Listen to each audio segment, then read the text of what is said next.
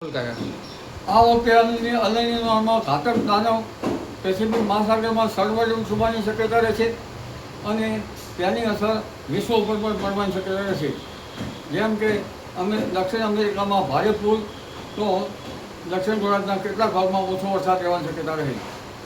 El Nino એટલે Nino 3.4 વિસ્તારમાં પૂર્વ પેસિફિક મહાસાગરમાં પેરુ ખાતે જળવાયુ ગરમ રહે તો તેનો અલનીનો કહેવામાં આવે છે. આ વખતે ઓગસ્ટમાં નિયત માત્રા કરતાં પેસિફિક મહાસાગરના જે માપવામાં આવે છે તેના કરતાં 1.5 ડિગ્રી સેલ્સિયસ ઊંચું ઉષ્ણતામાન રહેવાની શક્યતા રહે છે અને સપ્ટેમ્બરમાં તેની ઘાતક અસર થવાની શક્યતા રહે છે. આ એક વૈશ્વિક ફિનોમિના છે. જ્યારે અલનીનો બને એટલે વ્યાપાર વાયુ ભારતમાં આવે નહીં, કારણ કે ત્યાં પેરુ ખાતે નીનો 3.4 વિસ્તારમાં દક્ષિણ અમેરિકા ખાતે જ્યાં મપાય છે ત્યાં લો પ્રેશર બને અને ઓસ્ટ્રેલિયાનું હવામાન, ત્યારે મધ્ય ભાગનું હવામાન અને દક્ષિણ અમેરિકાના પેરુનું હવામાન વચ્ચે સંબંધ છે. આ વખતે ઓસ્ટ્રેલિયામાં હાઈ પ્રેશર હોઈ શકે, એટલે ત્યાંથી જે પવનો જે છે એ પેરુ ખાતે જાય, એટલે તે જ પવનો વ્યાપાર વાયુ ભારતમાં આવી શકે નહીં.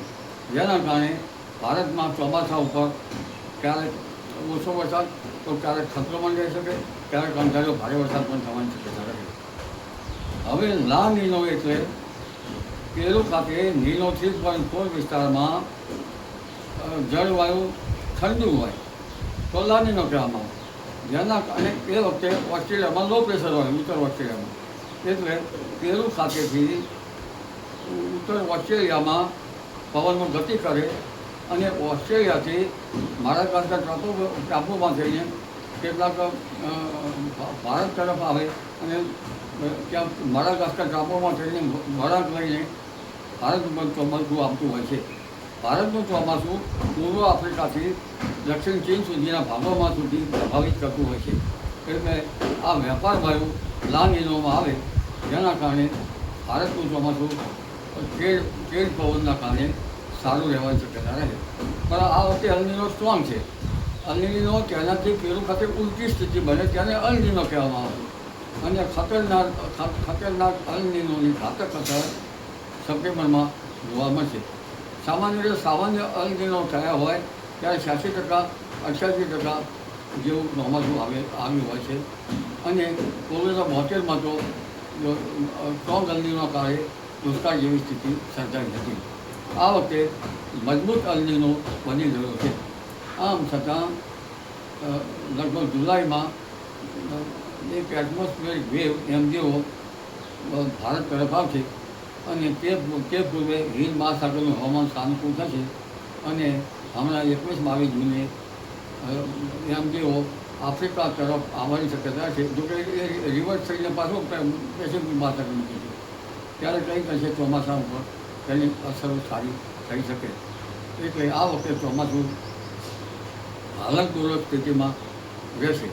દક્ષિણ ગોળાર્ધનું હવામાન અને ઉત્તર ગોળાર્ધના હવામાનમાં આ બંને વચ્ચેની સ્થિતિમાં ઇનર ટ્રોપિકલ કન્વર્જન ઝોનની પણ અસર થતી હોય છે.